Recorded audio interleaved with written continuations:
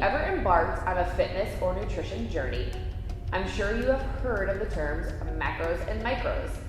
Let me break it down for you. Macronutrients, your carbohydrates, your proteins, and your fats. Gasoline is the main source of energy for your car, as macros is the main source of energy for your body. Micronutrients, your water-soluble vitamins, your fat-soluble vitamins, your minerals, and water.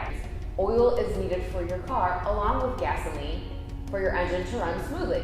Micros are like the oil to your body. So what are macros again? Carbs, proteins, and fats. Good job. We start with breaking down the scary carbs. Here are some important facts about carbohydrates. The current recommended dietary allowance, or the RDA, for carbohydrates for adults aged 19 years and older is set to 130 grams per day.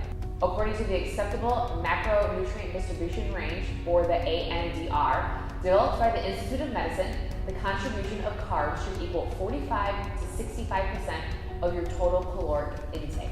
Added sugars should represent less than 10% of the caloric intake, which is equivalent to no more than 12 added teaspoons of sugar daily. The typical Western diet is lacking in fruits and vegetables, which affects your fiber intake. The USDA recommends 14 grams per 1,000 calories.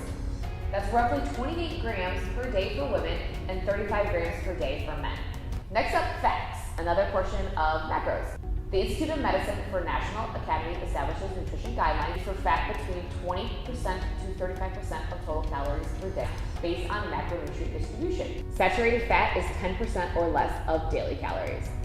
For the third portion of the macronutrients, it's protein.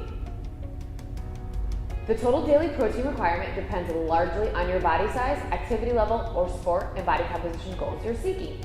In general, individuals need between 0.8 to 2.2 grams of protein per kilogram of body weight.